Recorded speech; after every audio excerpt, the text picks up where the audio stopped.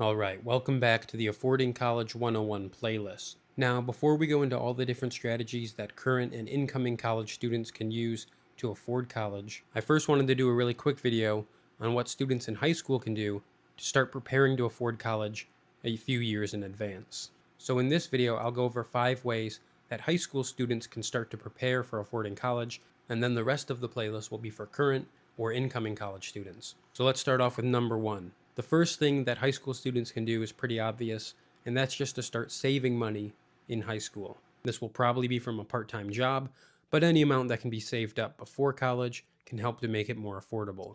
And a couple bonus tips. Number 1, if you're going to be saving money for college for a couple years, it might be worth it to put that money in a high yield saving account instead of just a normal saving account or checking account.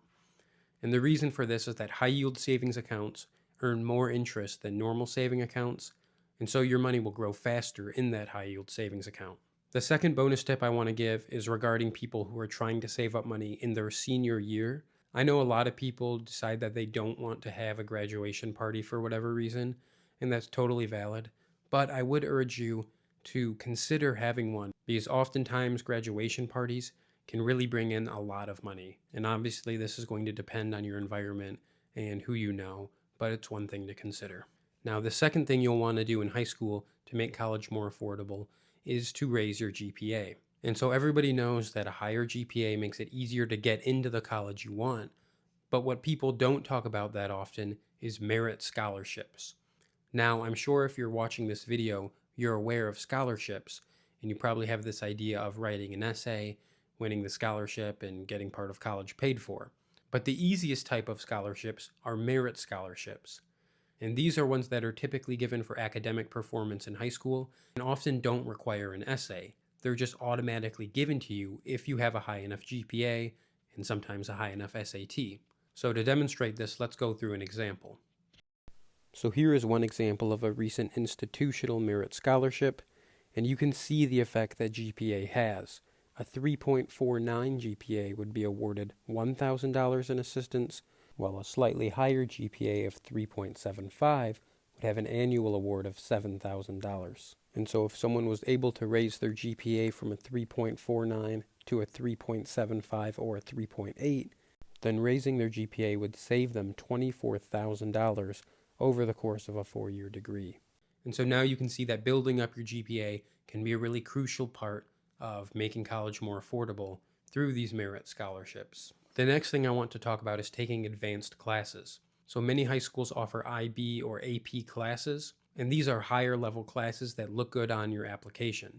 So these classes can sometimes help you get into better schools. But what's more relevant for this video is that sometimes these IB and AP classes can give you college credit without actually having to take the college courses. And so this can save you money because it means you can get some of your credits out of the way in high school and you don't have to pay this high tuition bill for them. And if you take enough advanced classes in high school, you might also be able to graduate a semester early, so you can save an entire semester in housing and textbook costs. Now, the fourth thing you can do as a high school student who's trying to be conscious about affording college is you can start making plans and learning details about when you're going to get to college age. So what do I mean by this? Having conversations with your family about how much they're going to contribute, if anything, planning whether you'll live on campus or be able to find a place off campus for cheaper, and figuring out which college you'll want to attend, which I'm going to give an entire video to later in this playlist. So learning these details and making plans accordingly is a great step you can make in high school towards affording college. And the last thing I'm going to mention is the SAT. Just like GPA, your SAT score can help you get these merit scholarships, as well as, of course, helping you get into schools you want. But one thing that a lot of people don't know is that you can keep retaking the SAT.